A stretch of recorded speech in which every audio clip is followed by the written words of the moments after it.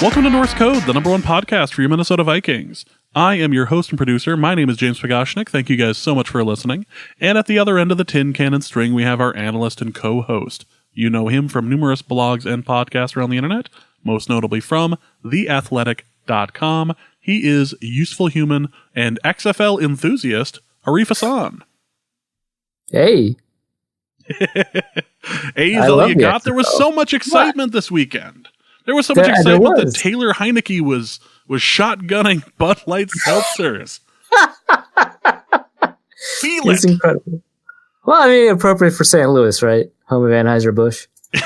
That's good. I actually hadn't made that connection now that I'm thinking about it. Yeah, okay. Works for me. Good. Well, welcome.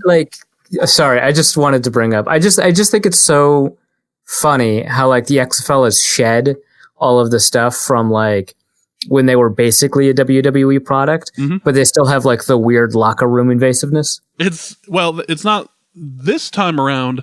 It's in the players' locker room and not in the cheerleaders' locker room. That was the big thing they were selling is we'll bring in the cheerleaders' locker room this time. And they've managed to shed an incredible amount of bad PR. And we will talk about the XFL in just a little bit. But before we do, just want to thank you guys for listening. Welcome back to the show, everyone. We have plenty of things to talk about, Vikings related. And then we're just going to talk about non-Viking stuff for a little bit because it is, in fact, the off-season and nothing is happening except Stefan Diggs' vague booking. Vague tweeting? Either way, same thing. But just want to thank you guys so much for listening. Again, we are ad-free for a reason. We are ad-free because we are supported by you. We can you can donate to the show at places like patreon.com/NorseCode, or you can go to paypal.me/NorseCode as well. Any amount ends up helping out, ends up helping keep the lights on, keeps the Loch Ness Monster at bay. And Arif and I were talking before the show, and we have had a Patreon for a little bit now. We love the support that we receive from you guys. You are the main reason why we are able to remain ad-free. We provide some additional content to the Patreon users every year, but Arif and I were talking about what you, the listener, would like from us. And maybe it turns into like a tiers of promotion thing on Patreon, but we want to be more involved in the Patreon. And we are looking for ideas as to how we could go about that. What are things that you would find value in for us?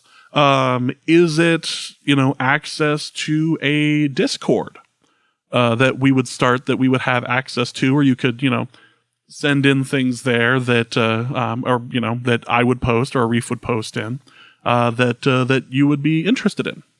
Is it bonus episodes where Arif and I talk about random things, or where we end up kind of talking about, XFL stuff, or kind of going more in depth on a few things? Is it, is it more random free stuff? Do you want me to send out Chinese knockoff XFL, or not Chinese knockoff XFL jerseys? Although, that could be on the table as well. That is totally on the table. Say knockoff, Chinese knockoff CJ Ham jerseys that look fantastic as long as you're not standing next to somebody who's wearing a real one. It's just the colors on the stripes that are off. Everything else was fine. Yeah, you're fine. Yeah. So, there's a couple of things we want to do. We've got some ideas for what the show can do to kind of increase its quality, kind of do some interesting stuff.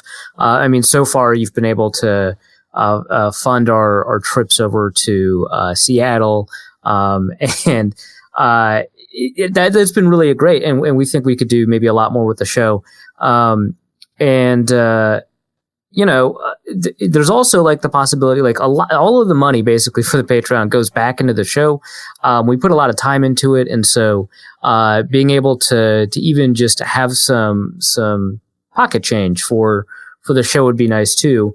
And so if you're not contributing already, what would be the kind of thing that would kind of induce you to contribute? If you're contributing at a particular amount, what would be the kind of thing that would induce you to contribute at a higher level? What are the kind of tiers that would be kind of attractive for you as somebody who would potentially contribute to the show? Because, we've been ad free for a long time. We're really happy with that. We even asked you about, whether or not, you'd prefer, an ad free environment, or that you'd still could be contributing to the Patreon if we, found a way to bring on ads. And overwhelmingly, you all really loved not having the ads on the show, very understandably. So, kind of what can we do to make kind of Patreon more valuable to you and the show more valuable to you? And you've got those ideas.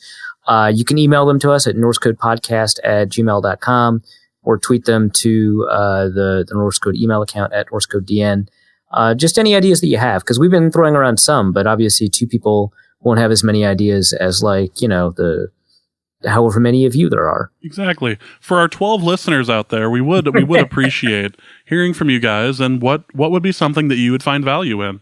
Would you be interested in donating to the show via the Patreon if you received a t-shirt with Arif's face on it? Like, we need to know ideas. I don't know if Arif has his picture on a shirt yet, so we can talk about potential ideas, but we want to hear about them. We are interested. So if you have an idea, norsecodepodcast@gmail.com or tweet norsecodedn. That would be appreciated. You can also send something to the Facebook account as well. There's a Facebook group out there, or not even a group. It's just the Norse Code page out on Facebook that you can search for. You can join there, and the only usage at the moment I have for it is just posting new episodes of the show, and people send in email questions there as well, and I respond to them. But if you come up with any ideas, you can send something over there, or if you're not already subscribed to it, you can do so there. But so that is kind of that's the shilling portion of the show. It's more of a what's the term you would use? It's like crowdsourcing an idea, right? That's sure. Yeah, let's go with that. I think that's what Archer said his idea for something was on an episode. His idea was to crowdsource the idea, and that's what we're doing here. So again, we are looking for ideas. Go ahead and send those over. We would appreciate it. All right, let's get into the show.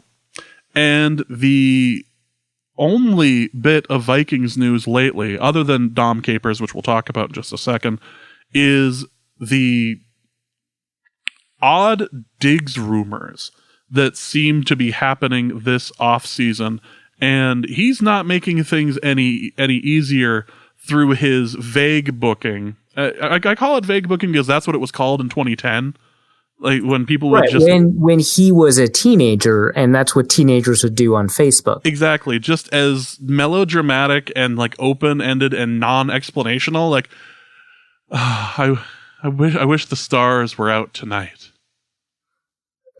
Okay, everyone's looking for you. Forever. Yeah. Others will turn their back on you. What? What? It's one of two things. Either he found some weird copy of Sun Tzu's the Art of War and is just finding random lines in there, but like nobody's putting it together and like Googling it to see if it's coming from like the Art of War. That would be incredible. Or he's coming up with or he's like found or has received advanced copies of future emo Kanye West lyrics, and he's just going off of like his emo, like the stuff that's too emo to be released. Just like what was the latest tweet of his? It wasn't business is business. What was it? Which there's so much, right? I still think the business is business one really is a failed. It really is a failed Kanye like lyric. Protect your energy at all cost. Was that his most recent one? I believe so. Yes. He also retweeted, "Be careful who you keep it real with. Everybody doesn't deserve your loyalty." About to try this 30-day challenge. I'm excited. It's beautiful. He retweeted Tyrann Mathieu. "It's beautiful when your coach matches your expectation and intuition." Okay. Tie her to the cap, lol. Yeah. That's the one that was like hilarious to me because at least one person responded that the salary cap is necessary. Otherwise, the Dallas Cowboys are going to turn into the New York Yankees. And it's like, no, that's not what. All right. Whatever. That's fine. Cool. People who don't appreciate things until they're gone.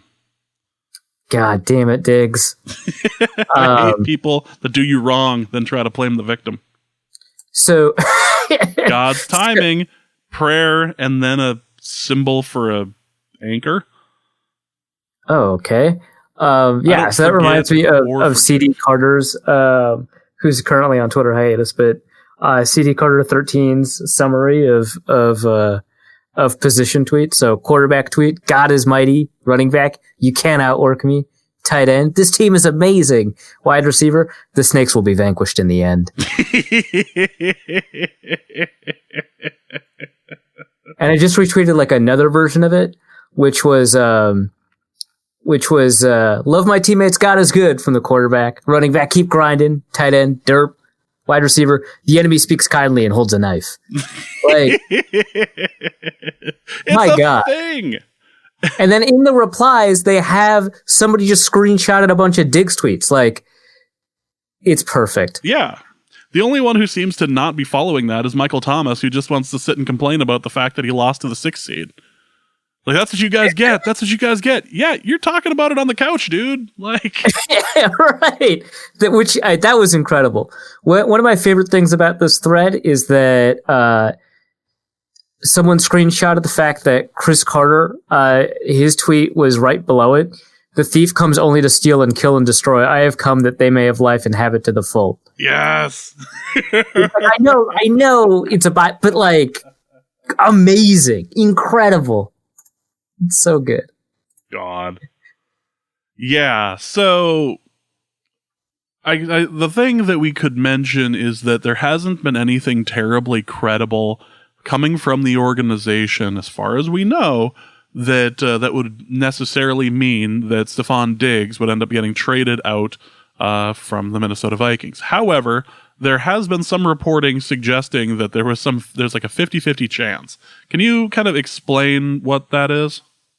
Yeah, so I mean, it doesn't even seem like so a lot of what has been kind of going through a little bit of NFL Twitter, a little bit of Vikings Twitter is kind of some speculation from Michael Rand over at Star Tribune. So it's not like a sourced rumor. It's like, you know, he's saying the smart money is on Diggs not being there. It seems to be about a 50-50 proposition because of the combination of cap, offensive direction, and last year's turmoil. I would still be surprised if the team traded Diggs. First, because, you know, there's the salary cap implication is not that clear because the Vikings still owe $9 million of the signing bonus to Diggs, and the Vikings were the ones that paid them out. So if you traded Diggs, you know, the other team would take on, you know, his upcoming bonuses and his guaranteed money and his salary and all that. But the Vikings would still be on the hook cap-wise, even after a trade, for the impact that the signing bonus has on the salary cap. Because when teams hand out salary caps, the impact on the cap is that it's prorated or divided out over the remainder of the contract or 5 years, whichever is shorter, which typically, you know, contracts don't last more than 5 years anyway. But like, you know, if the Vikings had signed a player to a 5-year deal with $20 million in signing bonus, you'd have $4 million every single year applied to the cap, even though that cash was paid out right away. It's just kind of like a way to account for the fact that you tend to give players a bunch of cash up front, and you shouldn't have to be punished on the front end for it. Otherwise, you'd never be able to sign a new deal. The Vikings still have $9 million remaining on the proration portion of the salary or the signing bonus, which means that the signing bonus only takes up $3 million of cap right now. But when you get rid of a player, all of that gets accelerated into the most recent year. So in this case, the Vikings would have to take on all $9 million of that signing bonus into this year's cap, which means you'd only save $5 million against the cap. Now, obviously, you would end up with, you know, a draft pick, and I've seen all sorts of speculation on kind of what Stephon Diggs would command in a trade. I put out there that I thought it would be a first and a third. I seem to be kind of on the high end of that because, you know, teams would have to give him a new deal.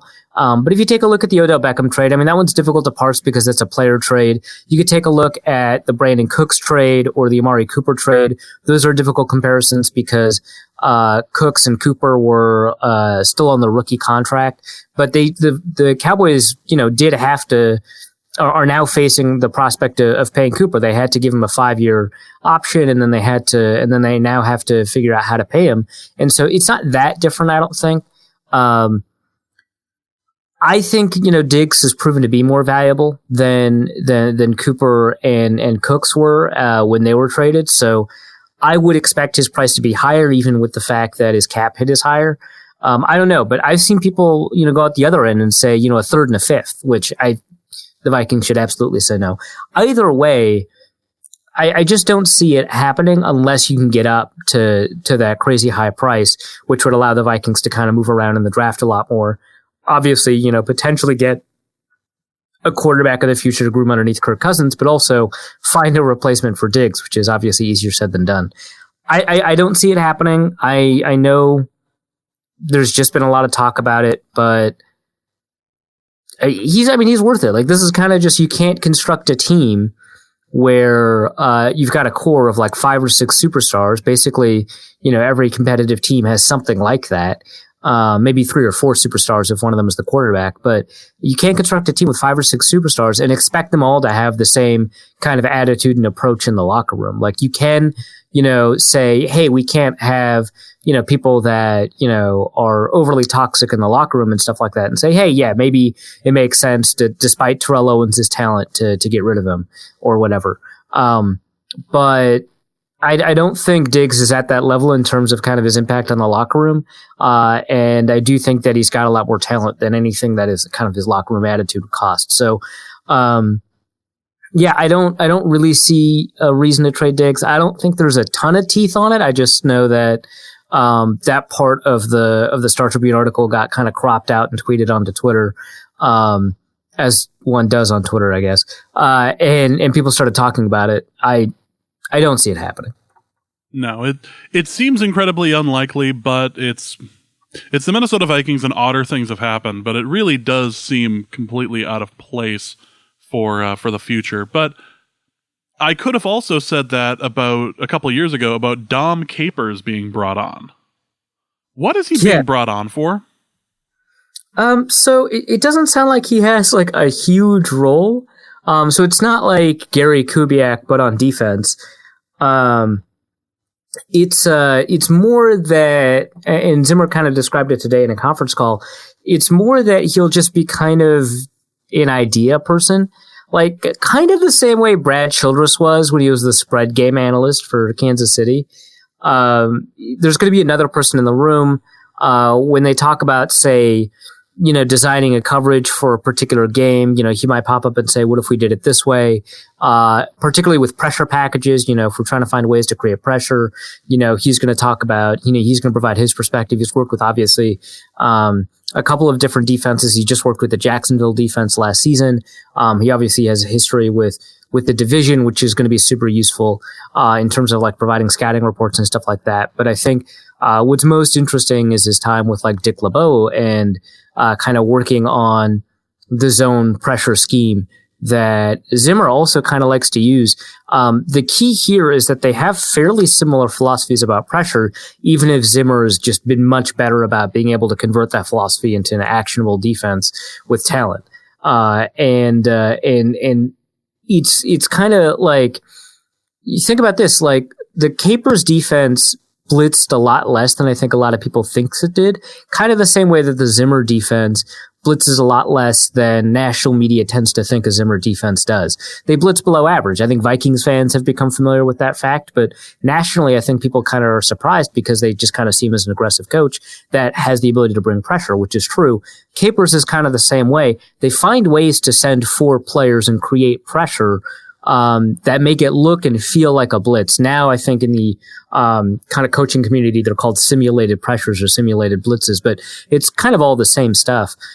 They find ways to create one-on-one matchups, and having someone else there who has a different approach, who's been able to work with a bunch of different defensive styles to bounce ideas off of, to do that, that seems to be kind of the goal in the approach. You know, he said that one of the things that he wrote down, Zimmer said, one of the things that he wrote down at the end of the season was that he just kind of wanted another defensive mind in there.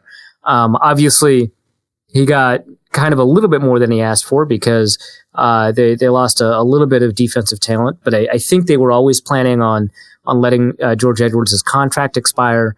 I don't think that they were necessarily planning on Jerry Gray leaving, but having Dom Capers in, it's not meant to run the defense, which I think that's a huge relief to Vikings fans who've become very familiar with how leaky Dom Capers' defenses have been, despite the amount of talent that those defenses have had. It's really just to provide kind of another perspective in the defensive room, which, maybe, his input isn't all that useful, and that would hurt the Vikings because they might, pay attention to some of it. But I would be shocked if,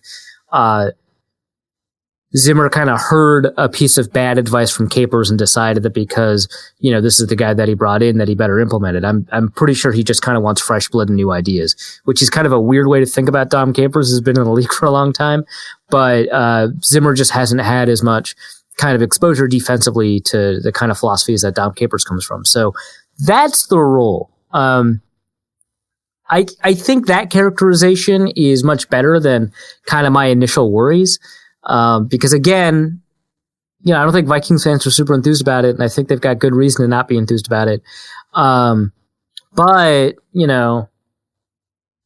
think that, it's worth kind of wondering about, like, if the defense continues to underperform, which we've got a mailbag that talks about, the defense didn't look that bad, or didn't end up that bad in terms of scoring. But if the defense kind of continues to underperform in the way that we've thought it has underperformed this last year, then maybe it's time to rethink about, what Dom Capers' role is and see if it's actually very big. It does seem odd, but it seems more in the way of like amassing talent and amassing people to kind of look at all aspects of the team. Like more eyes on the defense or more eyes on the offense sort of thing. So it's not totally out of place. It just seems odd that I'm saying that the Minnesota Vikings are currently paying Dom Capers to do something positive for our team. Well, presumably. I mean, yeah. Let us be clear. Another thing that happened in the news is what was that? Packers agent Dom Capers. Exactly. Another thing that happened in the news was Steve Hutchinson made the Hall of Fame. Good for him. Yeah, I was worried that it was going to take a lot longer because, he's a guard. Yeah, well-deserved. Fantastic. Incredible for the Vikings. Pretty good, I hear, for the Seahawks. Not that great for the Titans, if we're being completely honest. But that's not what's important. What's important is somewhere between 7 and 9 All-Pros. I didn't look it up. That's insane for a guard. It's so difficult, I think, to get recognition as a guard. And it's so difficult for a guard to get into the Hall of Fame. Mm-hmm. Happy for him. He's the best offensive lineman the Vikings have had. And he's like better than even Matt Burke, right? So you have to go pretty far back in Vikings history. And they've had some really good offensive linemen in their past. You have to go pretty far back, I think, to find one better than Hutchinson. Maybe Randall McDaniel. Yeah. No, good for him. That was very excellent to see. I enjoyed a lot of the reveals as to whether or not, as to like people making the Hall of Fame. I did enjoy the angry video that emerged of Mr. Pushoff from the Hail Mary. He's so upset. Just ranting and raving about how he should be in the Hall of Fame and how he's once again not going to make it in. He's once again being attacked for presenting new ideas. Yeah. Here's the thing, though. We can hate on him all we want. But his troll job against Philadelphia? Against the Philadelphia Eagles fans at the draft. Either last year or the year before. Top 10 greatest trolling jobs of the NFL in the NFL's history easily. Probably top 3. It was so amazing. And he reveled in it. He might as well have done like the Hulk Hogan, like waving next to his ear and then like, I want to hear more boos. His goal was to be even booed louder than Roger Goodell would be at any point during the draft. An admirable goal, I think. And he succeeded it. It was fantastic. I did enjoy why can't I it's Pearson. Yeah, Drew Pearson. I was like, why can't I think of his name? It was Drew Pearson that pushed off. Pearson pushed off. Pearson is also very upset that he didn't make the Hall of Fame. Side note, if you are Googling these, you should also find the Pat McAfee one against the Titans, where he said that the people, he's like, I am a punter, therefore you people shouldn't know necessarily who I am. However, when the Colts played the Titans, I did not punt a lot for the Titans, against the Titans. So you people likely have no idea who I am. It's like, all right, that's pretty good. Like, aw. He's good. I was like, speaking of Pat McAfee, and maybe we'll talk about him a little more further down the show, but he's good. I was worried that he would just be kind of like maybe a little too bro-y and shticky to be kind of my scene in terms of like sports commentators and stuff like that. But I don't know, what I've seen is super great. He can scale it back a little bit. He did a Lions game for week 17 one year. And incredible, actually. Yes. Yeah, he scaled it down. He scaled it back rather, and was downright listenable. He was quite good. And the years have gone by, he's gotten a little bit better about it, but I enjoyed that. I've actually listened to a little more McAfee lately, and I guess he finally got the answer as to why he couldn't score his touchdown against the Steelers. Why can't I think of his name? The famous safety, Troy Polamalu, had never been in the C gap his entire career in that lineup, and they're like, they have this 100%er play, and Pat McAfee's gonna like walk this in, and it's gonna be perfect. It's a 100%er play. It will not fail. And then Troy Polamalu finds himself in the C gap, and they didn't even have a checkout out of it. It was that much of a 100% play. And McAfee's like, we are kicking this. We are kicking this extra point. We are kicking. And he was so upset that he was hanging out in the C gap. And the way Troy Polamalu tells the story is, like, I was watching him walk onto the field, and he looked too happy.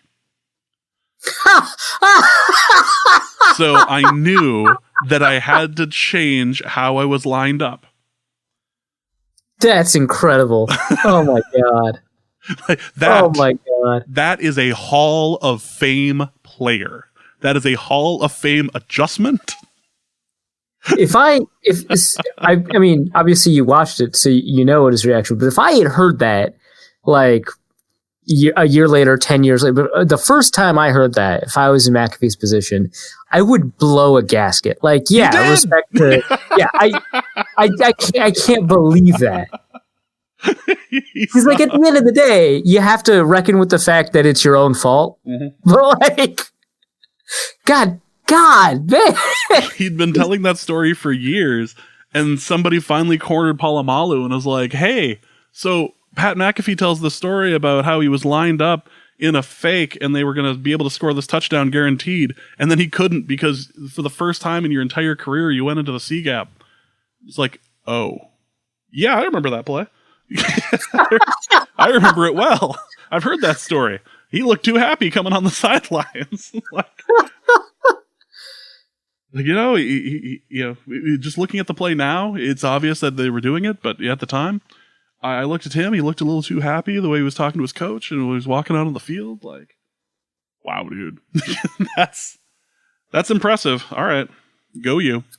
Let's talk a little bit about Vikings needs this offseason because it kind of leads into some draft ideas that they're going to end up having. But looking at needs going into draft season and going into free agency, What would you say the top 3 things the Vikings need to look at, and maybe what's something that nobody's talking about that the Vikings need? Like, is there a deficiency at tight end that we have that nobody's really talking about?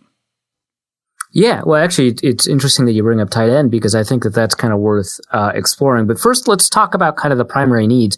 What obviously matters is how the Vikings handle and approach free agency, because that need profile changes really dramatically if they can't re-sign Anthony Harris.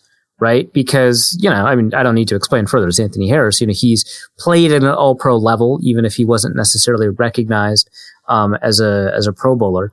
And not having him, I think, would be awful. I mean, he led the team in turnovers. He was really remarkable in kind of the things that he's asked to do. And it would be very difficult to replace him. And the Vikings, essentially, developed and groomed him for the role, and he did really remarkably well. And the last number of players that have played safety next to Harrison Smith haven't been nearly as good, even when you take into account the fact that Anderson Dayo improved every year that he was with the Vikings, right? So that's something to consider. But I think a lot of people just kind of assume that they'll get a deal done. I don't have any understanding of how safe that assumption is. Maybe it is a safe assumption, but I just have no idea. But let's assume that for now and talk about the need profile from there. I think everyone knows that the Vikings need for sure some kind of offensive lineman of some sort, and a cornerback.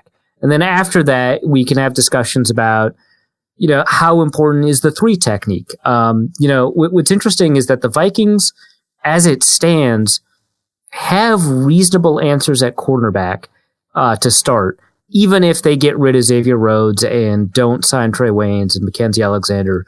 They would still be able to field, I would say, a fairly decent-looking group with Mike Hughes and Holton Hill and so on. So not an amazing-looking group, but they don't have a 3 technique. They just simply don't have that position.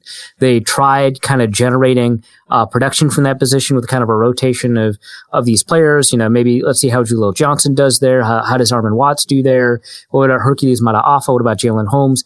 Can there be production from this position? And really, no. They just don't have a 3 technique. And we're less concerned about that than we are about cornerback, where there's at least players that you could be reasonably expected to play that position. Not that, if they don't sign anybody, right, that it doesn't become kind of a reasonable point of panic. But it seems like there's a bigger hole at defensive tackle than there is at cornerback. That said, everyone just seems to kind of understand, yeah, but let's get the cornerback anyway. And I don't know if this is because people kind of perceive that, cornerback is more important than defensive tackle, or if people have just gotten really used to high-level cornerback play and really used to kind of whatever at 3 technique, that not having a 3 technique, experiencing even a drop-off at that position, is really not that remarkably bad. Whereas a drop-off at cornerback is very noticeable. I don't know which one it is. Because, they've cobbled together production with like Tom Johnson and, the last good one they had was Sharif Floyd, and he was mostly good for about half a season. He was really good for that half a season, but he was mostly good for about half a season. You have to go back to like Kevin Williamson. That's like pre-Zimmer, right? And so basically it's not part of our defensive calculus. So that's kind of an interesting question, kind of why we perceive cornerback to be a higher need than defensive tackle. But they're probably, I would say cornerback 2, defensive tackle 3, or cornerback 1, defensive tackle, 2 or 3 behind offensive line. But those are the 3 kind of biggest needs. And then, we're not talking that much about tight end, but I think I'm concerned about David Morgan. He was put on IR to start the season. I am concerned that, he's just not going to come back. And if that's the case, you either have to be super confident in the small school tight end, Brandon Dillon. That's it. Who had a really excellent camp and a really good preseason. You have to be super confident in him as a tight end 3, or you have to find kind of additional tight end depth behind Irv Smith and Tyler Conklin. And because Rudolph is not going to be on the team for much longer, I would expect him to be on the team this year, just because you don't have an answer for what happens when, if he's gone. But I think that you need to construct an answer for the year after. So that's a need that's well worth exploring. people are talking about kind of a need at wide receiver. Obviously, they've got their starting wide receivers unless they trade one. But if they trade one, you'd suddenly get an asset to acquire a receiver. So it's not like that obvious. But you do need a wide receiver 3 or 4. I think the Vikings were pleasantly surprised with BC Johnson as a 7th round pick. He's certainly outperformed his expectations, but he's not a wide receiver 3. I mean, the production that they got from him was very whatever. Especially because he started for a good chunk of the year and he still, couldn't produce that much. So I think that you need additional depth there. Long-term answer and nose tackle. I think they've got it on the roster, so you don't have to worry about that. I would add competition at defensive end. The question is kind of there, what are you going to do with Everson Griffin? We've talked about this on the podcast. I've talked about it in articles. But, assuming that, let's say that they don't find a way to keep Everson Griffin for whatever reason. Then you've got Afadio Denebo as the likely starter. And while I really like him and I think he's a good starter in terms of kind of his potential to play in the league, I would not be so confident in the certainty of that I would kind of not have competition for that position. So I think 3rd, 4th round, we could see another edge rusher kind of compete to take over Everson Griffin's role.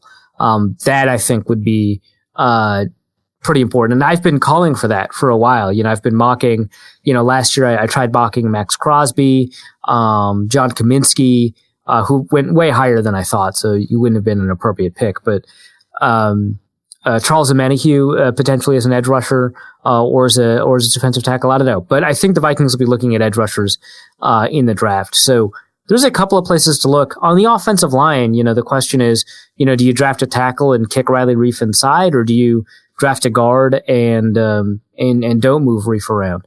I think it kind of depends on the board. Given just how many tackles there are on the draft, I'd expect the former rather than the latter. So that's kind of the need profile for the Vikings. They definitely need a cornerback, probably 2. They definitely need an offensive lineman. They probably need a defensive tackle. Then after that, they need to round out depth at wide receiver, tight end, and a long-term solution at defensive end. So there have been many mock drafts that have begun to come out. Some much more mockable than others. I suppose next week we should probably get on a draft expert, and we can kind of walk through some ideas, possible trades, and possible picks out of it. But what are the trends right now saying about the Vikings, the first couple of picks that the Vikings should end up getting?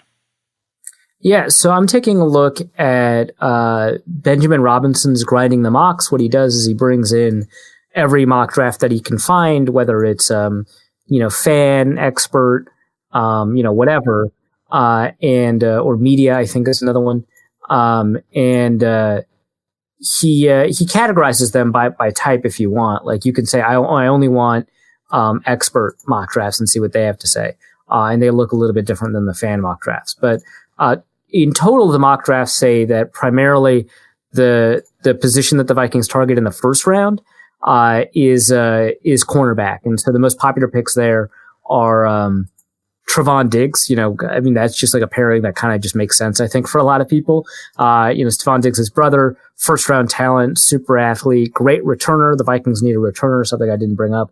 And he's been mocked much, much more since the start of February. And that's the thing that's kind of interesting. He was getting mocked as much as the second place guy, which I'll talk about in a second, at the beginning of February. And since then, a bunch of mocks have come out that have mocked Trevon Diggs to the Vikings from Alabama. So that's something to keep in mind. So he's a guy that, from my understanding, and I'll dig into it a little bit more when I have more time to do draft stuff, but he's a guy that is a great athlete, but is kind of raw technically. He's got a lot of potential and he's got a lot of instincts. And so there's a lot to work with, but you probably have to spend some time.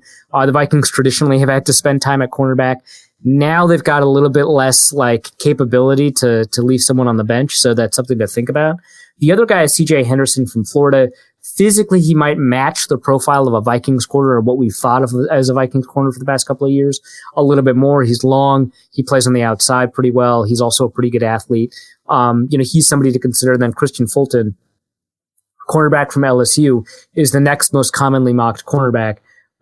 We haven't seen a ton of him getting mocked in the past month.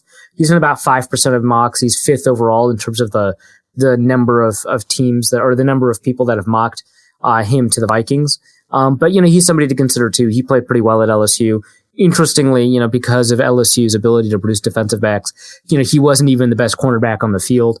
It was like the true freshman on the other side, but he's a really great potential pick. I was really looking forward to him at the Senior Bowl. He obviously didn't end up doing anything there. And then after that, the second most popular is not an offensive lineman, despite how rich the offensive line draft is.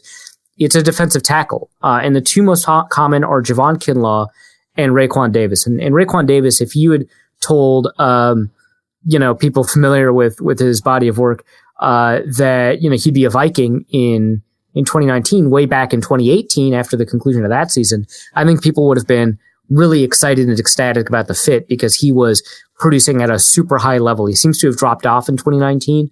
It's kind of worth examining why. I don't really know because I haven't, again, dug into it yet. But, his drop off is worth considering. But at one point, he was considered a top 5 player in the draft. And then Javon Kinlaw, I think a lot of people think of him as a top 10 talent, and he just falls to the Vikings a lot in these mocks, which, mind you, 6% of mocks. It's not a ton, but I've seen some high profile ones from people like Daniel Jeremiah is one example. But people see him as like kind of a top 10-ish pick that falls because teams have a need here, or they've got a really great fit for a player here, and so he just kind of falls. He would be, I think, really phenomenal. It would be a lot like Sharif Floyd falling.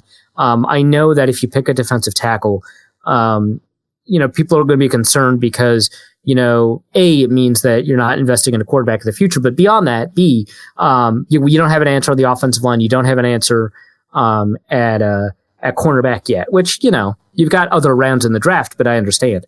To that, I would argue that Kinlaw's level of talent seems to be such that, and I was able to watch him at the Senior Bowl, and it kind of bears out, seems to be such that I don't mind. Like, I don't think he's like Aaron Donald or anything like that, but he's really good. I mean, if you got a Geno Atkins level player, I mean, you'd do that, right? Like, and you'd settle for your second rounder at offensive line and third rounder at cornerback, or vice versa. I would argue that as a defensive tackle, he's probably not quote unquote more valuable than a cornerback, but the drop off from defensive tackle in the first round to defensive tackle in the second or third round is much higher than the drop off at cornerback or offensive line. So you can get a higher quality player at those other positions in the second and third round. So even if they end up being kind of more important positions, you'd find a way to A, immediately play Kinlaw, but B, maximize your total return from the draft by drafting him. But if you only take a look at expert drafts, actually it looks a little bit different. So Kinlaw actually rises to number 1 in expert drafts in 14% of those mocks. Troy Dye, a linebacker from Oregon, is number 2. I've got no idea what to make of that. I don't like that pick at all. I'm open to kind of being convinced, but I don't know what to do with that. Then it's Trayvon Diggs, then Raekwon Davis. I think since January, Troy Dye hasn't actually been mocked that much. So maybe that was just kind of fallen off. Like I said, Trayvon Diggs has jumped up a lot.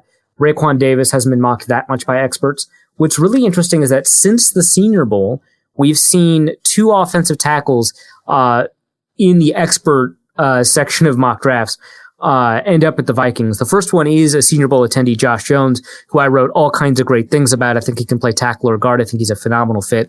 I like him a lot. And then also Austin Jackson, who, from what I understand, I haven't watched him, from what I understand, is also a really good fit, a super athlete from USC.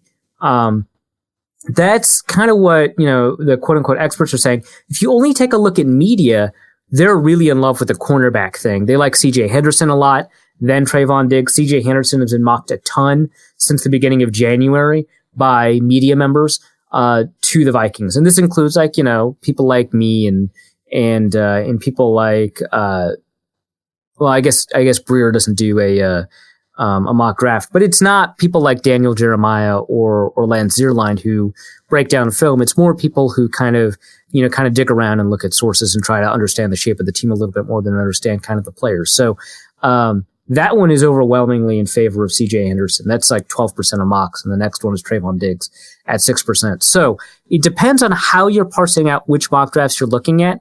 But it seems to me the most common pick is cornerback. And honestly, it makes a lot of sense. A lot of these mocks, they're saying like, we saw Rick Spielman, but they say Mike Zimmer's pick of Mike Hughes in the first round a couple of years ago. Now that they definitely need a cornerback, it's difficult to say that they won't do it again, which that's pretty appealing logic. All right, let's move on to a recap of last episode. Obviously, the Super Bowl was about to be played, and there were a number of prop bets, and I have received messages on Twitter asking about who won the prop bets. And it's not about who won or lost. It's clearly not about the friends we made along the way, but about how I was right about about Waiting for Tonight being played. I just want to point that out. Oh, were there any props where I was right and you were wrong? Not as many as you'd think. We both. I was like, with the Kaepernick mention, come on, man. Yeah, but then I just went through the document. You actually got more right than me when we disagreed. Clip of Joe Montana playing with the Kansas City Chiefs. That is a yes for both of us. Total mentions that the Super Bowl is on Groundhog Day. I said no, and that was correct. I said yes. Total players to attempt a pass. You were so close, but we both got it. Oh my god. Well, we both had yes, which means it didn't pay out. Yeah. God, and it was like one of the first plays of the. Yep. Anyway, it was so close. Which will be higher, the yardage of longest reception or Trump's approval rating on the day after the Super Bowl? We both said yardage, and we were both correct.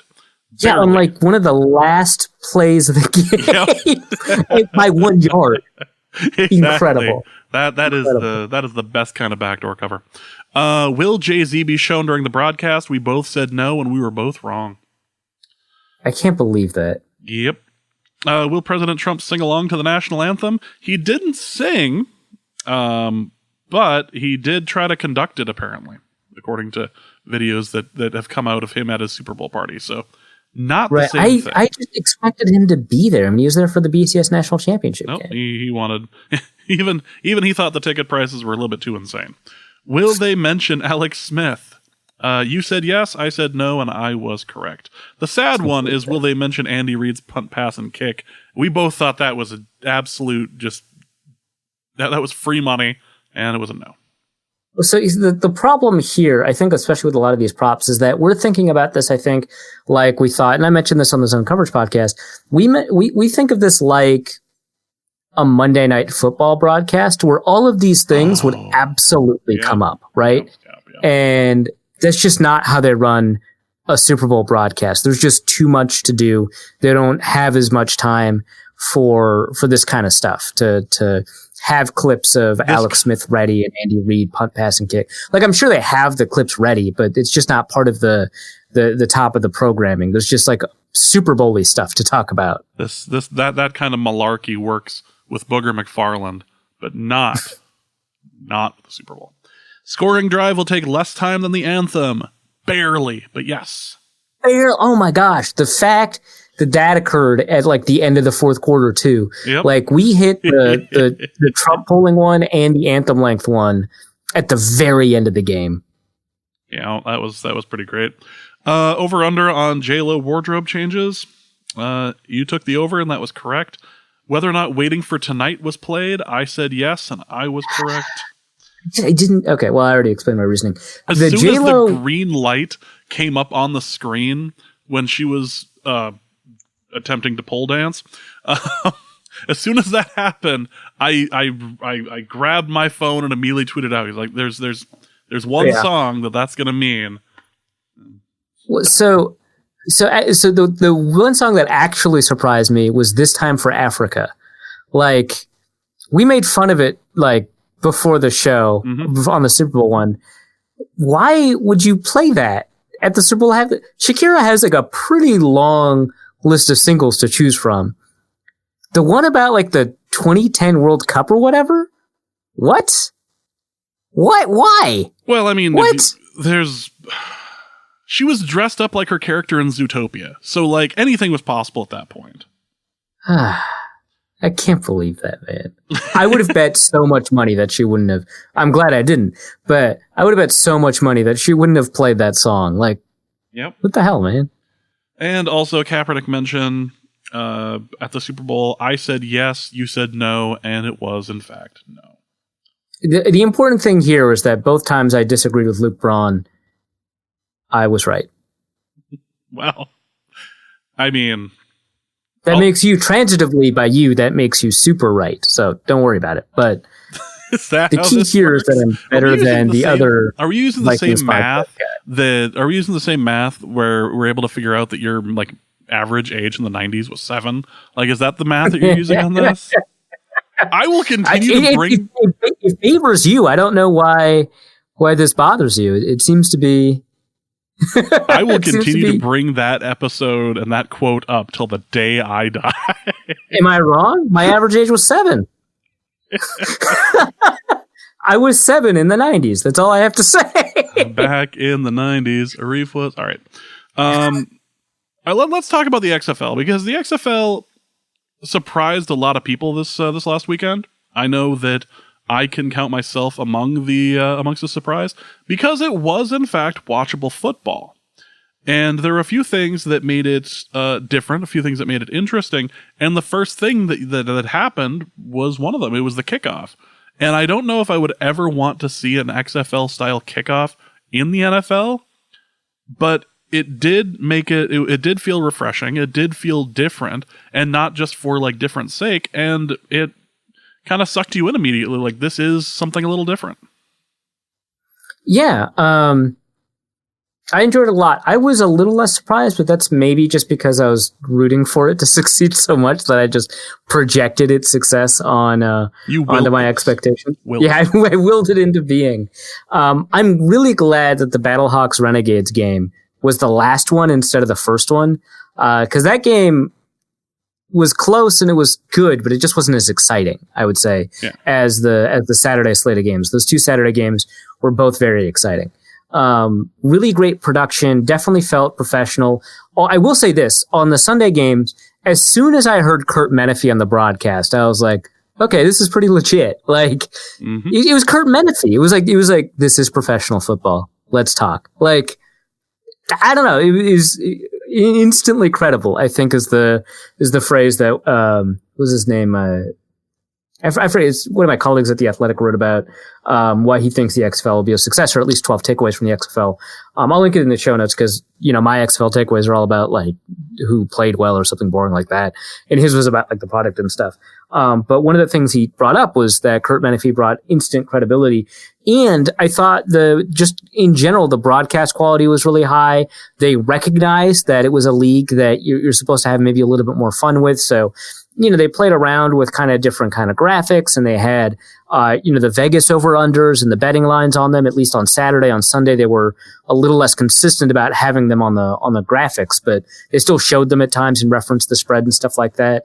Had some fun stories to tell. The fact that, a sideline reporter would see like a kicker miss a kick and then just immediately go to the kicker and be like, hey, so now you boofed the kick. What happened? I loved that. That was like, just, and nobody loves killing a kicker like Norse code. So the fact that they immediately went out to do that was superb. I cannot wait for them to give fantasy football options next season or something, so we can finish the job on this. It was so good. Yes. So one of the things about the broadcast that was so excellent was Pat McAfee on as one of the sideline reporters. He was like excellent. His ability to kind of keep it light, but still have like a kind of insightful interview. Like his interview of Landry Jones, he was like, hey, so you were in construction. That's weird. Like, talk about that. And he's like, hey, so what did you learn in your time off that you can bring back with you onto the football field? Landry Jones was like, yeah, I don't know that there's anything in construction that, correlates over to football. So good. They didn't even give like the generic reply. No, I loved it. The one that I enjoyed was the player on Saturday who had just taken a penalty for unnecessary roughing or unnecessary roughness for starting a fight, basically. And they asked him what had gone wrong about it, and he dropped the F-bomb as he was walking off the field. Just trying to do our job. I was like, that was so good. This is fantastic. The XFL had shed 20 years of terrible PR very quickly, and it was watchable. And yeah, it was pretty fast paced. I think they still want to shorten the games. So the one thing about the broadcast that was like kind of interesting to me is that so they've got 25 seconds between plays instead of 40, which means you have to, if you're going to have a replay, you have to kick into it and then kick out of it right away. They had a little bit of trouble with it, but not nearly as much as I would have expected. Yeah, I don't know. It was a really good broadcast. I think my favorite. And they still have to find, I think they want shorter games just in terms of total runtime. And I think they're still going to work on that because I still think it ended up by actual runtime being about as long as an NFL game. But my favorite moment again had to be Pat McAfee when Marquette? They called him Marquette on the broadcast. Marquette King, kicked the best punt I've ever seen ever in any level of football. Like, the most amazing punt, which is just such a weird phrase. It was a perfect punt. He kicks it like, I don't know how many yards, like over 50 yards, and it lands at the half-yard line and just stops. Perfect punt. Pat McAfee, appropriately, was the sideline reporter assigned to this game and was losing at how good this punt was. And then Steve Boharnis, former Arizona hotshot from the AAF, rushes in because he thinks that the returner touched the ball, which is honestly kind of fair because the ball goes through that returner's legs. So it seems like he might have touched the ball. He comes rocketing in to grab the football and he brings it into the end zone and it's a touchback. And McAfee is losing his mind. And he immediately decides he's gonna interview Boharnis after that. So funny. I didn't catch as much on Sunday as I would have liked. I did catch all of Saturdays that I stayed awake for. It did pass, and I retweeted something about this. It did pass the test of the Saturday nap in the chair. Can you take a nap while watching the game and pop back in and feel like you haven't missed anything and you're able to kind of keep going? And it is not as good as golf or baseball, but it was pretty up there.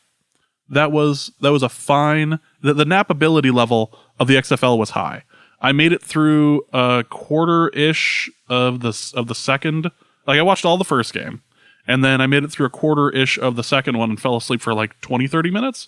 Came back in, was like, oh, scores more. Hey, and they're still going. Awesome. Let's keep this train rolling. I'm gonna do the Homer Simpson, like, all dressed up in the XFL gear next time. It'll be fantastic. Yeah, it was a good weekend of games, and the thing that people are talking about is why the NFL. The thing that people got out of the XFL the first time, the better way of putting this, the thing that people got out of the XFL the first time was the different camera angles that were being offered to kind of get you into the game. The sky cam, for example, or kind of cameras on the field. As to like different views of the actual game itself.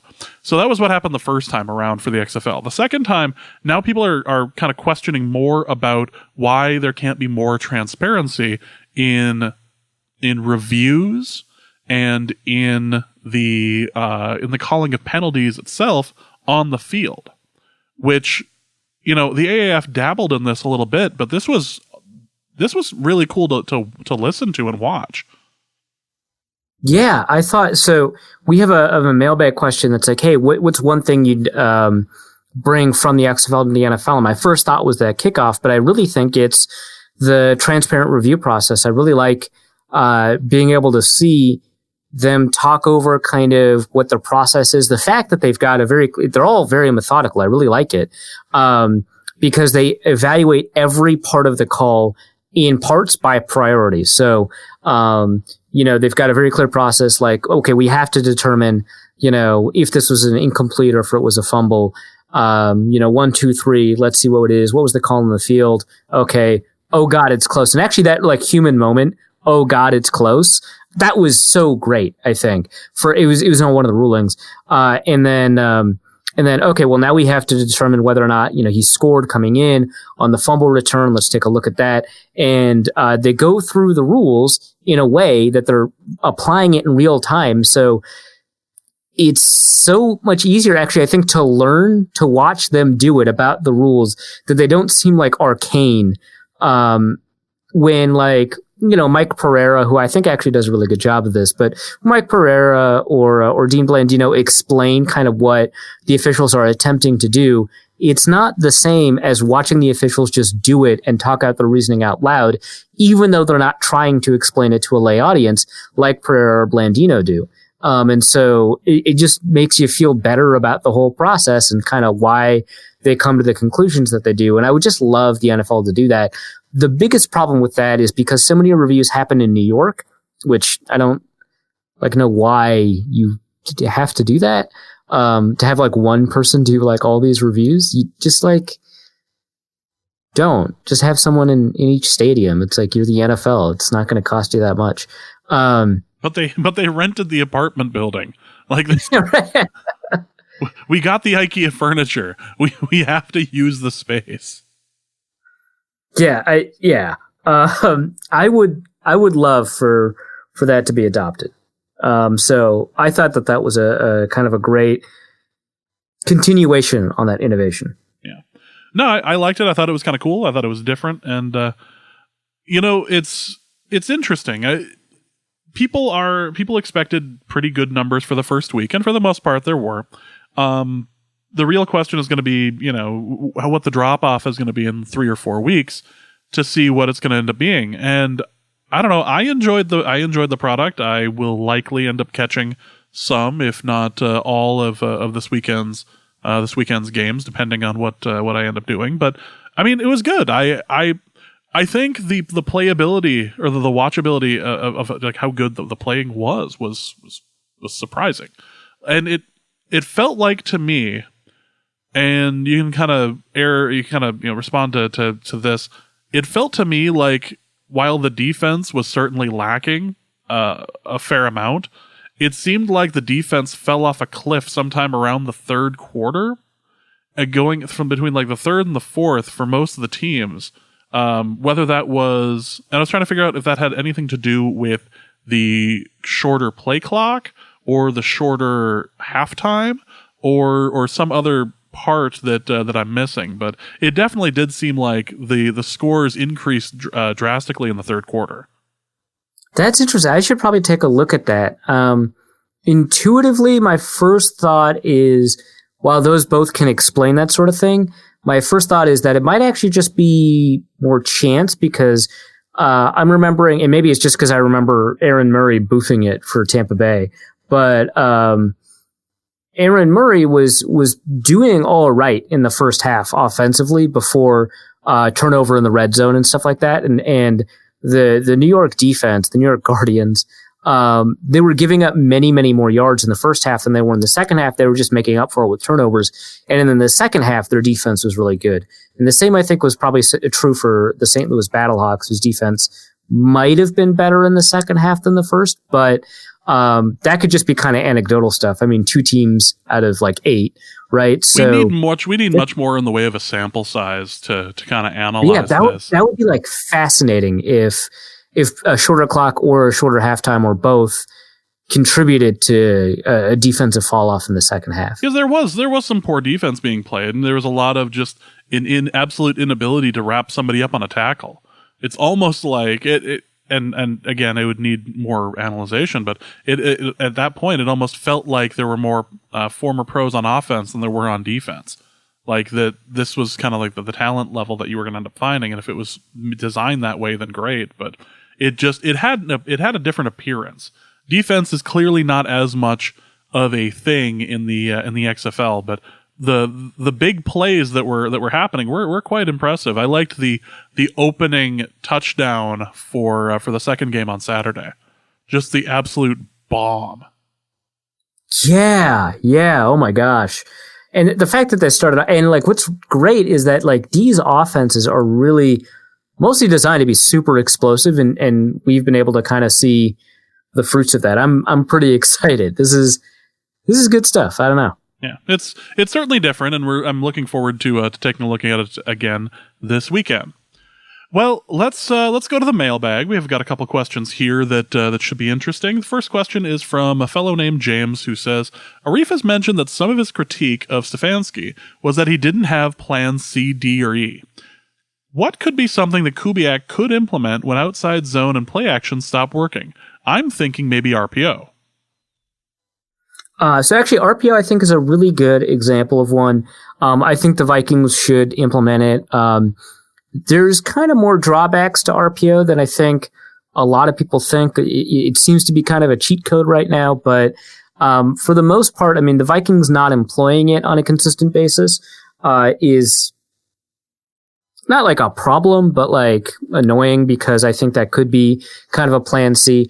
The issue with saying, hey, the RPO can be part of that set of responses the Vikings have when, plans A and B don't work, is that I don't know that we can call it like plan C just because it's like one element of a larger plan, rather than the whole plan. So that's something to keep in mind. I think other elements to include would, and I know this sounds weird, but I think actually read option. And I know that it's Kirk Cousins. We don't think of him as like a running threat, but you don't really need to. I think a really good example is when Nick Foles implemented the read option in 2013, for the Eagles with Chip Kelly.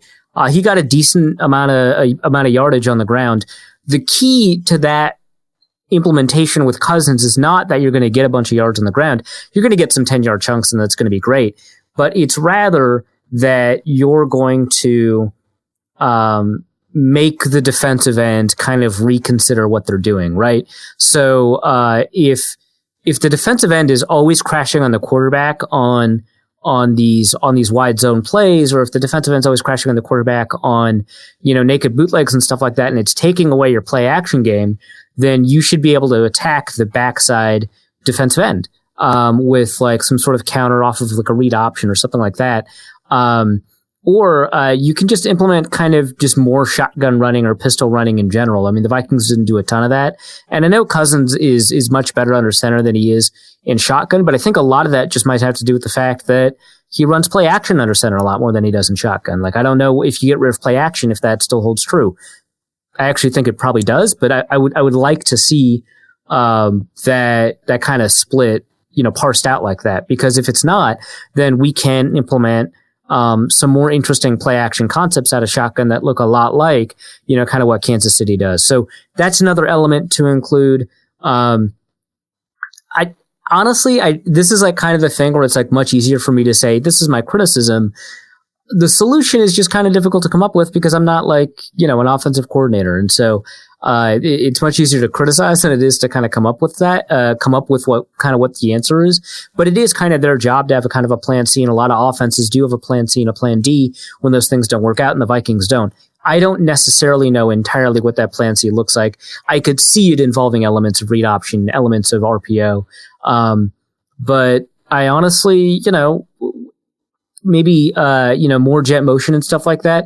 The problem is when we talk about elements, we're not talking about like kind of a composed offense that kind of works off of itself and works together. Like, the benefit to kind of the wide zone play action offense is that it's really built around itself. And so every concept you introduce has a concept you can work off of it, to add another wrinkle to the game. If your plan C is a bunch of individual elements that don't work off of each other, then your plan C is probably not that great, and it's going to sputter out by like the third quarter. So I don't know what the plan C is. I would like to see a bunch of elements like jet motion, like RPOs, like read options implemented. But maybe it's to kind of start changing your formation and force different base packages. Maybe go into 2 tight end a lot more and see what you can do with Kyle Rudolph and Irv Smith and check in and out of runs based off of their looks. Maybe that's your plan C, is to change the formation and take a look at kind of what that offense looks like. Or maybe if you've been doing a lot of 12, go into 11 personnel and kind of stretch out the defense, because then you'll have fewer people in the box in theory and you'll be able to run into it. There's a couple of ways to do it, but the Vikings clearly, don't. So I'm interested to see if they have a solution, because the Packers, I expect next year will do the same thing they did for the last 2 games the Vikings played them, which is to have an edge rusher just crash on the quarterback on play action. Raul asks, give me the optimist argument for the Grim Reacher, Garrett Bradbury. He may have been a Grim Reach after all. Okay. All right, Raul. Trying to stick the landing on that. That was good. I would argue that though Bradbury, if you take a look at his PFF grade, it's like pretty abysmal, right? He's one of the lowest centers in the NFL, especially from a pass blocking perspective. But if you just take a look at his game by game grades, and I think this bears out, but if you take a look at his game by game grades, he only had a couple of games that really tanked his grade. Not like a bunch of great games. He only had like one or two really good games. But he only had like 3 or 4 like awful games, and that impacted his grade a lot.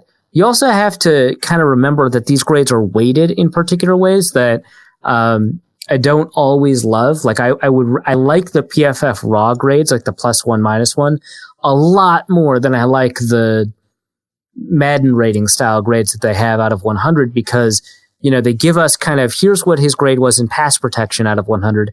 Here's what his grade was, run blocking out of 100. Here's what his grade was when we only look at, screen passes out of 100 or whatever, right? And I think it gets kind of recalibrated so that his final grade is not his final +- recalibrated to 0 to 100, but it's some sort of weighted composite of the other 0 to 100 elements. And so you end up with a weighting of a weighting.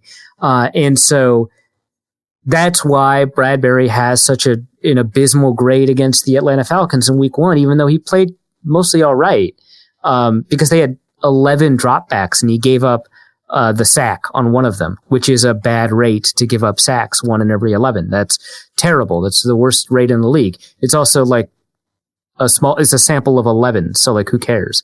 But that kind of weighting shows up in the Atlanta game. And so he ends up with a really abysmal grade there. And I think that from play to play, he actually played a lot better than his PFF grade looks. I'm still worried about his ability to generate power. Normally I would say, hey, 1 year in an NFL weight room, should help. I wouldn't say it would fix it. It's done wonders for Brian O'Neill, who's done a lot better against power. But for Bradbury, who, I think was a 4-year starter at NC State, and NC State has like a pretty reasonably good weight program. I don't know that that's the case. Like Brian O'Neill was like switching positions and only played at this position and developed at the position for like 2 years. Bradbury has been an interior offensive lineman his whole life, and is entering the NFL older than O'Neill did. So I don't know that he necessarily has the same kind of room to fill out and add weight while still being kind of as quick. But I do think that kind of another year is going to be kind of significant. Some of the centers that have done well in the NFL didn't do well initially. I think John Sullivan's a really great example of that. Joe Berger is also a really good example of that, where it took a little bit for them to kind of establish themselves. You're not always going to get like a Travis Frederick who's really good from day one. So that's something to consider. I've got a lot more, cautious optimism about Bradbury than I do about like Elflein, for example.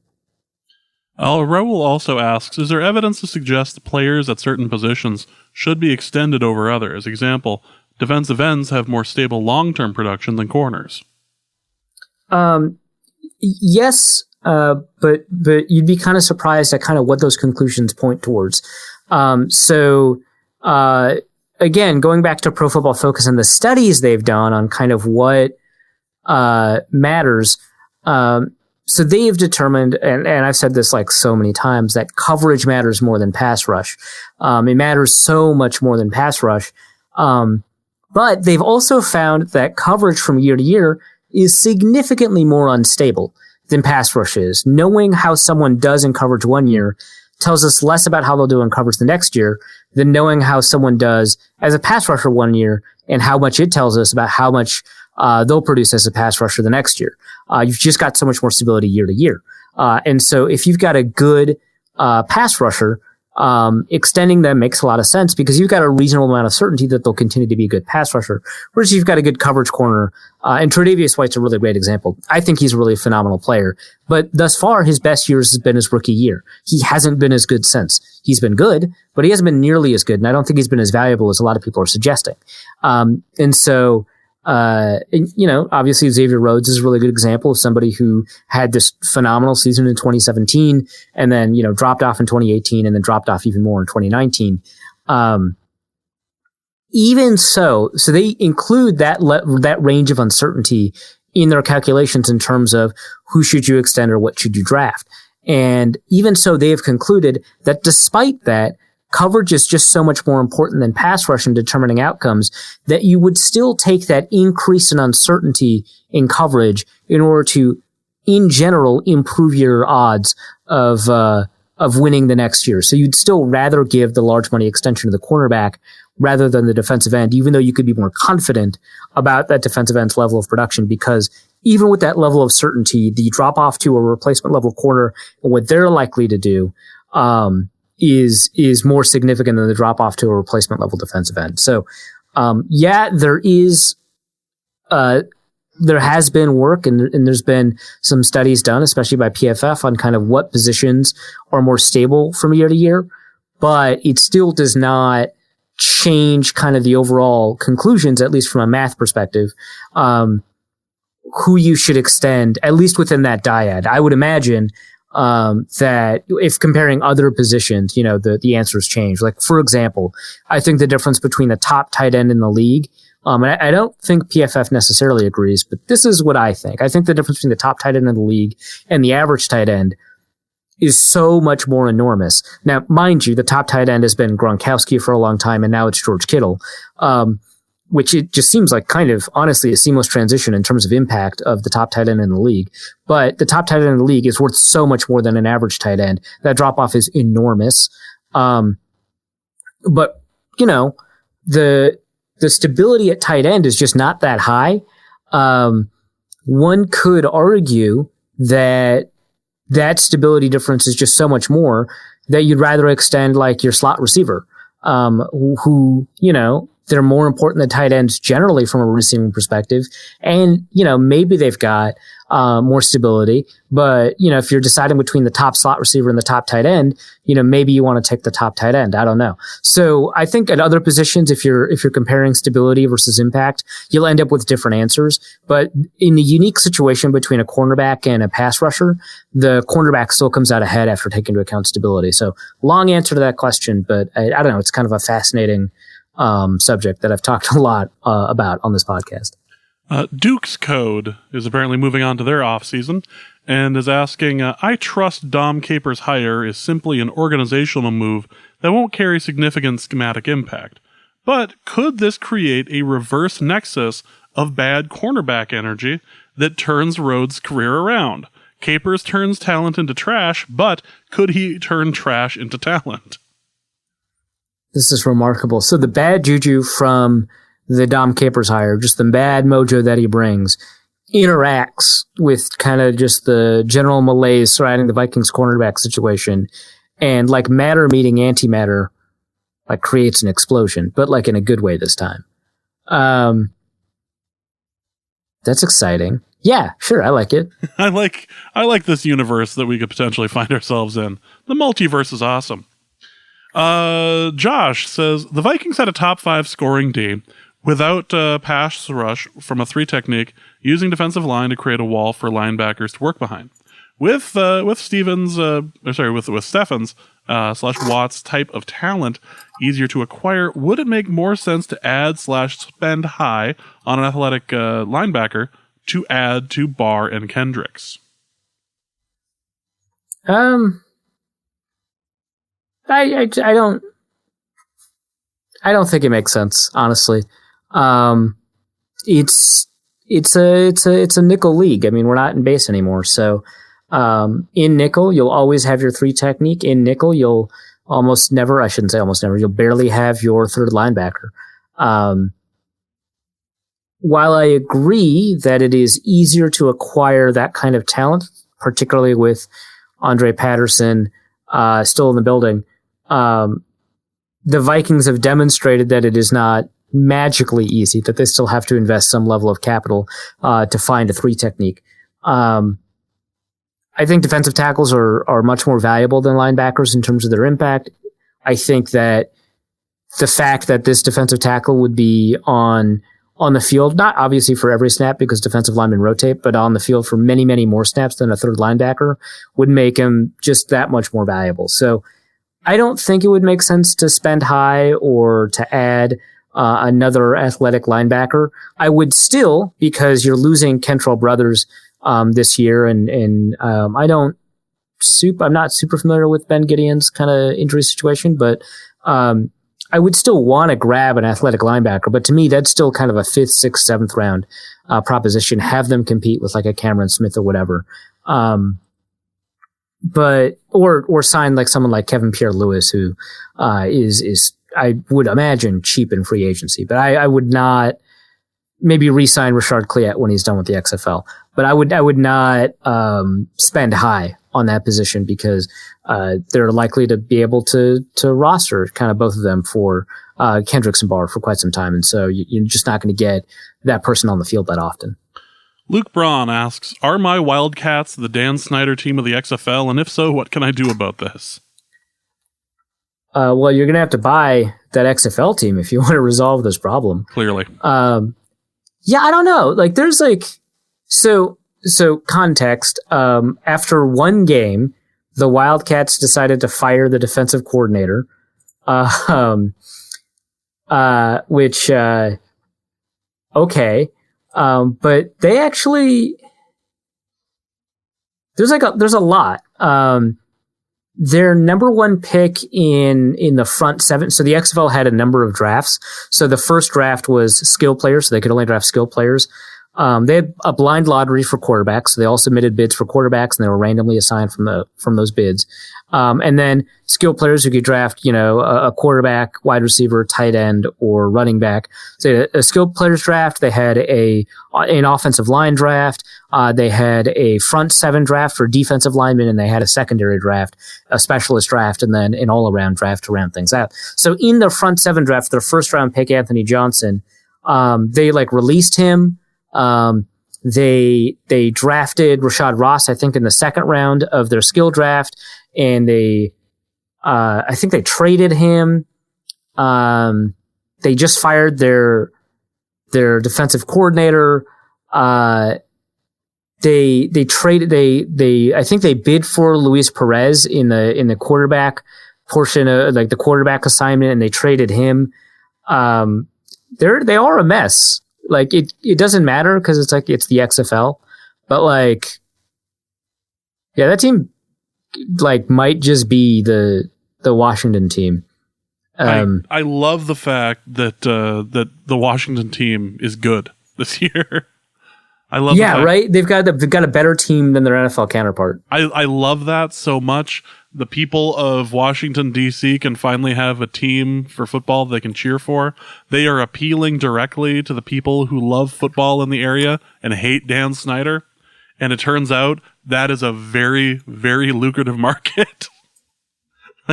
It's good. Good for them. Eddie has a question. As of right now, most draft prognosticators seem to believe that Grant Delpit will be within reach of the Vikings in the first round. Is Zimmer uniquely qualified to remedy his perceived tackling issues, and will he be strongly considered if a deal with Harris cannot be reached? That's interesting. If you take so Trey Waynes coming out of the draft, I did not think of him as a particularly great tackler. I didn't think it was a huge weakness of his, although I was kind of concerned about his weight translating. But from a competitiveness, technique perspective, I thought he was just kind of a whatever tackler as a corner. And right now, he's got a pretty good argument to be the best tackling corner in the league. So you could say something along those lines. Xavier Rhodes is okay. I mean, this year he actually missed some pretty bad tackles, but overall has been kind of an okay tackler. Anthony Harris, I think a lot of people were kind of worried about, him coming out of the draft or undrafted free agency, worried about his ability to tackle. Again, kind of a weight concern. He was about 180 and now he's 214 or something like that. But he's a really great tackler now. So you could say, that he might be uniquely qualified to remedy that. The Vikings in the Zimmer era have just not spent draft capital on safeties. Which is the one thing that makes me kind of worry about Anthony Harris. But they did extend Harrison Smith to a long-term deal. So they'll probably extend Anthony Harris to one. But they just haven't, even in years where it felt like they really needed to, back when Andrew Sandea was still playing poorly, right? They've invested 5th, 6th, 7th round picks in undrafted guys. So, I don't know that they would necessarily spend a first round pick. There were years where I really felt like, the best pick that they could have made in a particular situation was at safety. I remember one year that I was like really confident that they should do that in the second round. I forget who I wanted them to have, but I'm pretty confident that all the guys that I wanted them to have did not end up being good. So good job. I don't know that they would go after Grant Delpit, nor do I necessarily think that he's being projected as a first rounder generally. You can see me you can hear me do notes live on the air. I'm checking Grinding the Mocks just to see. What's really great about the site, again, I'll link it in the show notes. What's really great about the site is that you can look up any player's kind of draft stock, especially, if they're a player that has a reasonable chance of getting into the first round. And you can kind of see what their draft stock has been based off of kind of what's been happening in mock drafts over time. He's been falling. But he's still a first round pick. Never mind. So he's been falling a lot. He's been falling out of the first round in a bunch of recent mocks. But on average, he's a 22nd overall pick. I don't see it necessarily. Who knows? But, I think that they would, even without Anthony Harris, I think that they would rather, make a run at, convincing Jaron Kearse that he actually is wanted in Minnesota or re-signing Andrew Sandeo or something like that. Just trying to reassure him. No, it's okay. We actually do want you. It's a thing. Yeah, we just didn't talk to you until after we talked to Anthony Harris because, reasons. Reasons. Also from Eddie, what is the worst home-cooked meal you've suffered through because you put too much time and energy into it to throw it out? I've got one. So, I have screwed up eggs that, one of the things that I've learned to do that I really, really enjoy is just baking eggs in the oven with cooked potatoes and onions and bacon or ham or something. And just basically it's like an uncrusted quiche, maybe not as creamy. And I love it. But when I first started experimenting with this, the optimistic outcome was that they would come out rubbery and dry. I've had them come out burnt, and I was just well, I'm in college. This is what I can afford. Eggs. And I cannot afford to make a second batch of this, so I'm going to eat it. But I think my worst one was baking. I'm just awful at baking. Mostly because I don't do it. I'm sure if I did it a lot, I'd get reasonably at it. But I just made brownies, and I don't know what I did. This was a while ago. I don't know if the butter should have been softened and I put it in still cold, or if it should have been melted and I put it in softened, which that has an enormous effect. If I put the order of the ingredients in wrong, if I let it sit too long, and so the baking powder kind of all neutralized before you could start baking, or whatever. I have no idea what the problem was. But I put these brownies in the oven, and I spent 4 hours making them because I was just that bad at baking. This is way back when I was in high school, and I was doing it with a friend who now I realize that that was probably a date. All right. Good job, Arif. I just thought about that just now. Wow. Wow. See, part of what people pay for on Norse Code to support us is your group therapy that's going on every episode.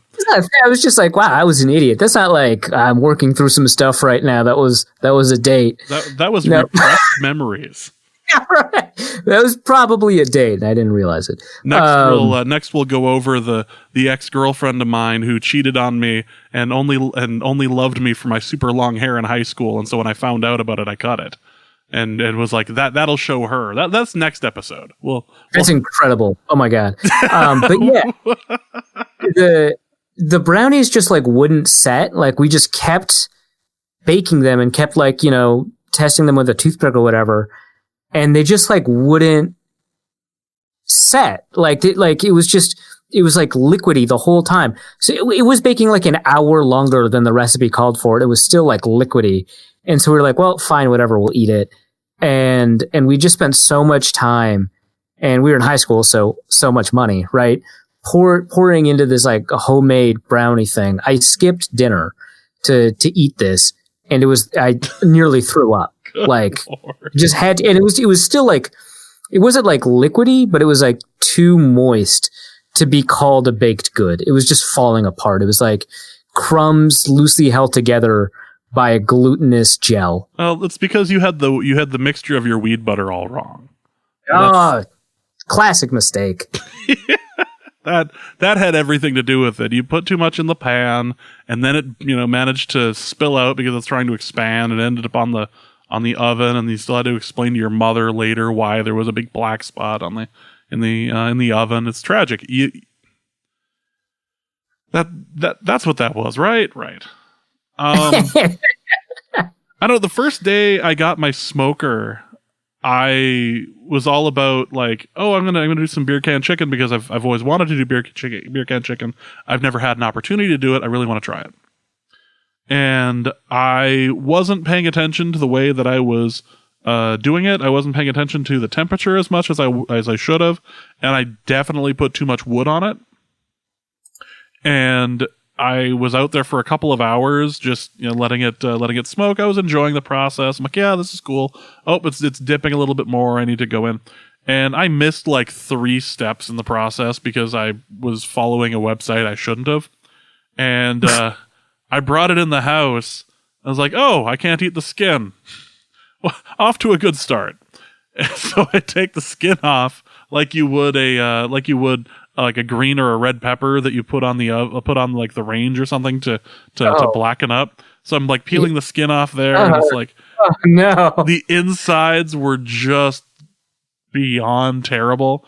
It's easily in the top 5 worst chicken things I've ever had, and I'm still sitting there, and it's smoky but beyond belief.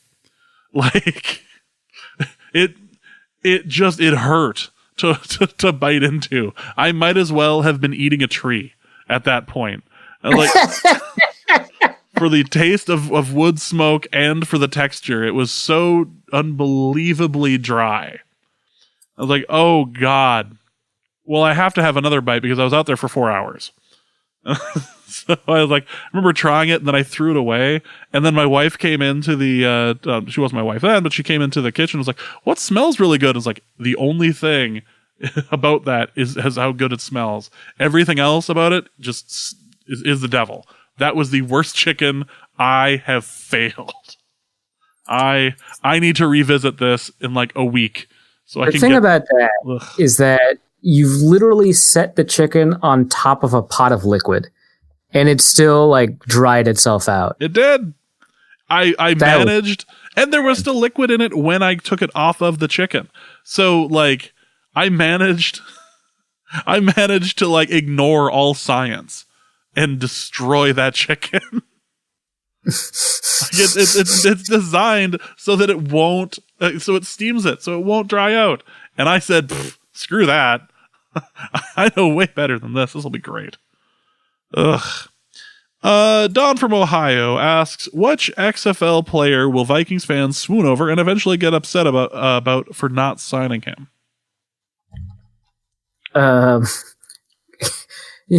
Would it be, I shouldn't even say this. It would be arrogant to say it. I'm going to say it. But whoever I say, they should. Like, that's wow, dude.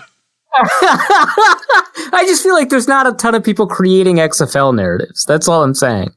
Like, I think there were like 4 people hyping up Luis Perez, and then he got super hyped up. And mind you, some of this was because of like actual NFL interest in Luis Perez. So it's not like the hype was fake or anything like that. But like there were like 4 people covering the AAF at the time. And the only time the AAF existed. Yes. And I was one of them, and I was super excited about Luis Perez. And like, so was everybody suddenly. I don't know. I just feel like there's not a ton of coverage of the XFL. So one of the few people that covers the XFL, me, that's also on Vikings Twitter, I feel like if I'm just like, the Vikings need to sign this guy, people will be like, all right, well, He watched the XFL. He knows what he's talking about. Which is a big mistake, by the way. No, I don't. But we're looking for off-season content, damn it. Ugh. But like, yeah, I just feel like, whatever player I feel like hyping up, probably that guy. Yeah. In all seriousness, I do think it's probably a quarterback, just because, there's this question about whether or not the Vikings should draft a quarterback. How convenient would it be if you could have a developmental starting quality quarterback who, presumably after you develop him, signed right out of the XFL? Their contracts expire as soon as the season ends. You can sign them right away after that.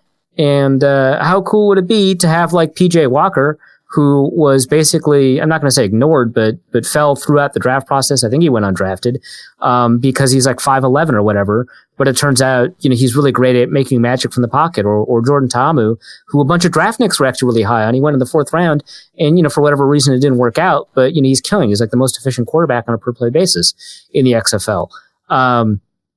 That's basically a free draft pick. That feels like the answer to me. Whichever quarterback seems the most exciting by season's end. Maybe Cardale Jones. A lot of people are super high on him. He still hasn't lost a game since high school. For what it's worth. He's played, by the way, 12 games since high school as a starter. But still, he hasn't lost a game since high school. This train ain't ending. This train ain't stopping. What does James plan to do with the human heart his stepson will give him for Valentine's Day? You can't just throw it away. It would hurt his feelings. I guess Arif could cook it up, right?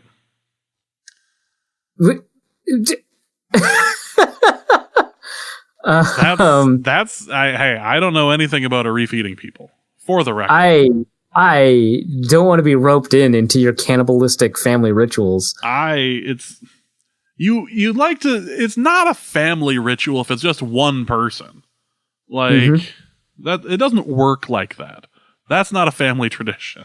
I mean, the family indulges the ritualization of this, so seems like a family ritual to me. No, everything that particular stepson does, he kind of does on his own and just annoys himself while even he seems annoyed. What are you going to do with the human heart your stepson's going to give you for Valentine's? Here's the thing. Don't ask your wife to like embalm it or whatever. That's boring. That's exactly it, because there's wet samples of taxidermy as well, so that and you would. I'm not putting this on Twitter, but there are several preserved hearts in my house. Sorry, what? So last year, my neighbor asked us if we wanted a couple of coyotes, because he'd been out hunting, and my wife is kind of an amateur, she's an amateur taxidermist, and so she said, sure, absolutely. The crossover there has to make things a little easy for her. What was that? The crossover between her actual job and taxidermy has to make that fairly easy, right? Right, yes. So she said, yeah, absolutely. And she skinned them, she broke them down, she took a few of the organs and made wet samples, which is basically like putting the item itself into a solution to preserve it, emptying it, doing it a couple times after that, so the liquid remains clear and you're able to see it. If I go out of my room here, I will see a couple of coyote hearts that are sitting in jars in my home, because why not? I'm just imagining Don from Ohio listening to this, getting an aneurysm from all the material you're giving him. I know, this is so bad. It's also why it's not going on Twitter. But yeah, so we have several preserved hearts. So it wouldn't be out of place in my home to have that. To have like just a larger mason jar looking thing on the mantle and have it be a human heart. And you know what? That's probably the best way of of preserving that.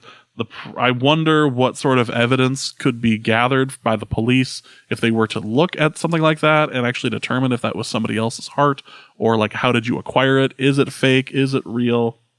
Did you steal that from work, hon? Like, how would that work? So yeah, I think preserving it's probably the best idea. I'm so upset that you have an actual answer. There are so many dead things in my house. It is absurd. This is not like it. It's like a huntsman's lodge in here. It's a bit creepy. We have a goose that is stuffed and mounted on a board that sits on top of our fridge, and we refer to him as Judgmental Goose because he does in fact look judgmental as you were trying to open the fridge at 3 a.m. So like we have things. That's good though. That's good. Well, I mean, he's serving an important purpose. Everyone ignores him, but he's there. That's quite the rant. Zen Cupid asks the final question of this episode: if Arif was trying to get out of his contract with The Athletic, what type of cryptic tweets would we see to alert us? Same question, but with James trying to quit Norse Code. I'm like kind of annoyed at this question because now I'm just going to be thinking about the tweets that you're sending, and seeing if they like, match the framework you set up here. I don't know, like. I just feel like Diggs's cryptic tweets are just like pretty good for that. They're just not my style, so people would just be like, Arif, why are you 15 again? Arif, are you listening? Are you listening to Third Eye Blind again? Just tweeting out lyrics. Yes. How is it gonna be, Arif? How is it gonna be?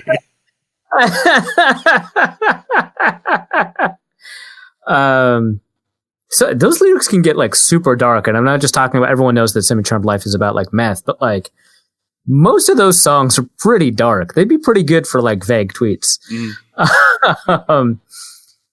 Let's see. I would probably just like kind of obliquely refer to raises a lot more often in my tweets. There you go. I'll probably stop directly tagging my editor when I'm asking for a raise on Twitter. And when I stop doing that, that's probably when like you're like, oh, the Reef is trying to get out of his contract instead of, hey, give me a raise at ZP Athletic. Jeez. I think in my case, I would start doing things kind of the opposite of how I always do them. I would refuse to tweet on game days. I would not ask for questions. Kind of like the things I wouldn't do. But what I would do would be I would just use the word literally incorrectly all the time. Just to create chaos. Because that's my I don't want to say it's my biggest pet peeve, but I have told people that if I am ever like kidnapped or like you see some sort of if you're wondering if I'm like under duress, I will use the word literally incorrectly in a sentence, and that should be everyone's cue to that there's something horribly wrong with me. It's like the blinking of SOS on TV. Like, no, something is horribly wrong. Somebody needs to get me. I am somebody's trying to make a wet sample of my heart. This isn't okay. That's good. So it's going to be the same thing as if you were being kidnapped. Is the same as you attempting to get out of the Norse Code. Yeah, because I assume I'll be kidnapped in order to, or someone will have to kidnap me to be off of this show. You know why? Because I love our listeners and our Patreon subscribers at patreon.com/Norse Code. If you want to be loved by me, you can go to patreon.com.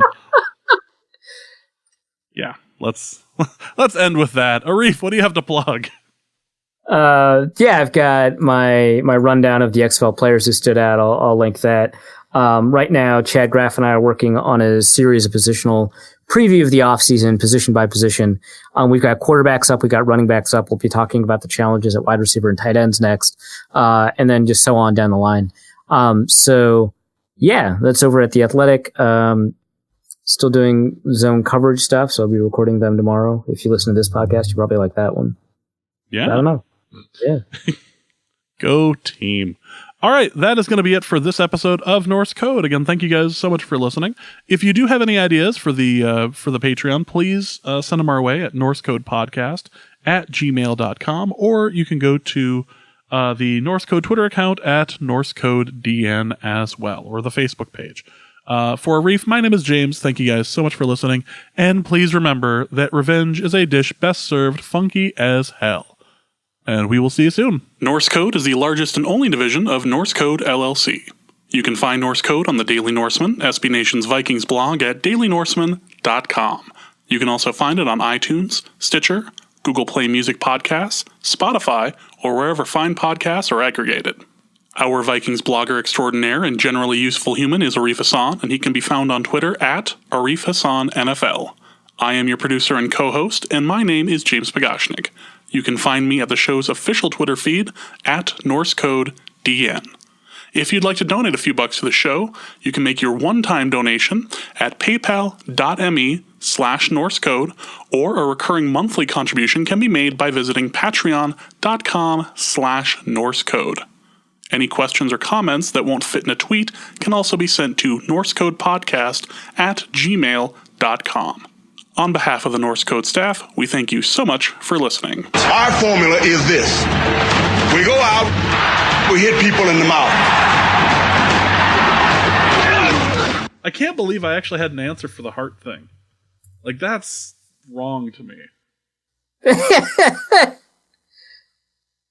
I mean, but if I go out of my door, I will see 4 hearts there. It's creepy as fuck. It's not okay, and I didn't sign on for this. Yes, you did. No. There is a dead deer hanging in our freezer, in our garage, next to a frozen wild turkey in there. It's there's so many dead things in my garage, and the crows can't smell, but there's an abnormal amount of crows that hang out outside of our garage. It's not okay. Yeah, you're gonna have to clip that for the show. There's an abnormal number of dead things in our garage, and the crows can't smell. Birds can't smell. It's a thing. It's the dumbest. Yeah, they just got nose holes. It's the dumbest fact I know. the girlfriend, the girlfriend. Oh, the wife and I had a discussion about me saying that, and she's like, "Oh, that's the most random thing you could say. Like camels sleep with their eyes open. Birds can't smell." Was it a whale can do your taxes? Just the dumbest fucking shit. Birds can't smell, and the crows are Hey, there you go. There's your vague tweet. There's your vague wide receiver tweet. Birds can't smell, and the crows are gathering outside. That's perfect. That's my out. That's how you get out of your contract.